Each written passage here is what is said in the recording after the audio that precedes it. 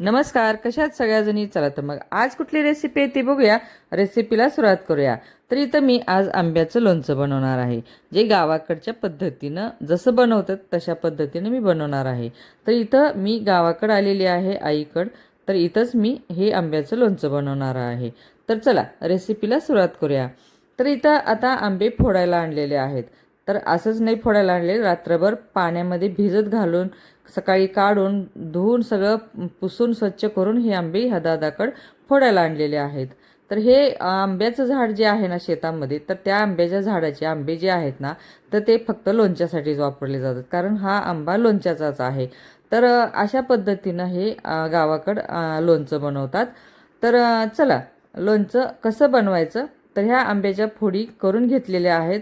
तर फोडताना हा आंब्याच्या फोडीमध्ये हे कोय येत असते ना, तर त्या कोया आपल्याला लोणचं घालताना लोणचं टिकून नाही राहत वर्षभर. तर ते आंब्याच्या फोडी आपल्याला स्वच्छ निवडून घ्यायला पाहिजे, त्यामध्ये कोय नसायला पाहिजे. ते इथं झालेल्या आहेत, सगळ्या फोडी आपल्याला निवडून घेतलेल्या आहेत. बघा, कोया सगळ्या आंब्याच्या ह्या इतक्या त्याला होत्या, तर त्या सगळ्या काढून घेतलेल्या आहेत. तर आता आपल्याला घरी गेल्या ते दादाकडून फोडून आम्ही बाहेर आणून फोडून घेतलं. घरी गेल्यानंतर एका टोपल्यामध्ये पाणी घेऊन स्वच्छ फोडी पाण्यामध्ये टाकून धुवून घेतलेल्या आहेत. चाळणीमध्ये आता पाणी नितळायला ठेवायचं. पाणी नितळल्यानंतर एका मलमलच्या पांढऱ्या कपड्यावरती आपणाला हे फोडी ओतून घ्यायच्या आहेत. आणि हे फोडी आपणाला एक अर्धा तास किंवा एक तासभर आपणाला ह्या अशाच वाळवायला ठेवायला पाहिजे, कारण हे पसरून ठेवायचे आहेत.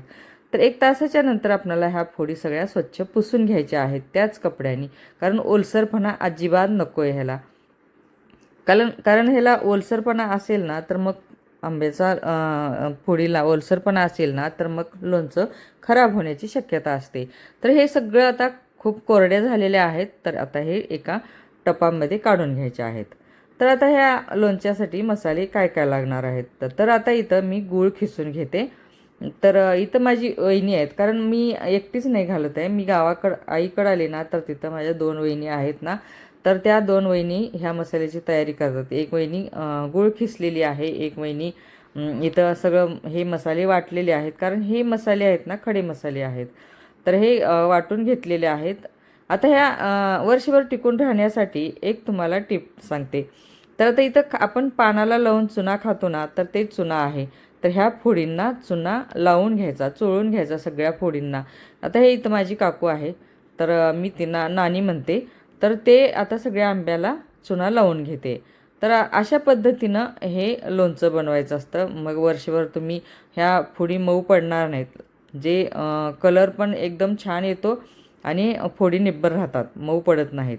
आता इथं अर्धा किलो तेल असेल, ते कडकडीत गरम करून घेतलेलं आहे आणि त्यामध्ये सगळे खडे मसाले वाटून घेतलेले होते, ते पण घातलेले आहेत.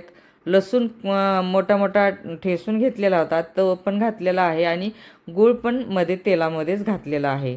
तर गूळ इथं आम्हाला काळा नाही मिळाला, कारण खेडेगावात जे मिळेल ते सही. तर इथं मला पांढरा गूळ मिळालेला आहे. आता ते तेलामध्ये टाकलेलं आहे आणि वरतून थोडंसं तिखट टाकलेलं आहे 1 वाटीभर. आता हे मीठ टाकायचं आहे, कारण लोणच्याला मीठ भरपूर लागतं. तर कारण वर्षभर मीठ लावून ठेवलं ना, जास्त वापरलं ना मीठ, तर लोणचं टिकतं.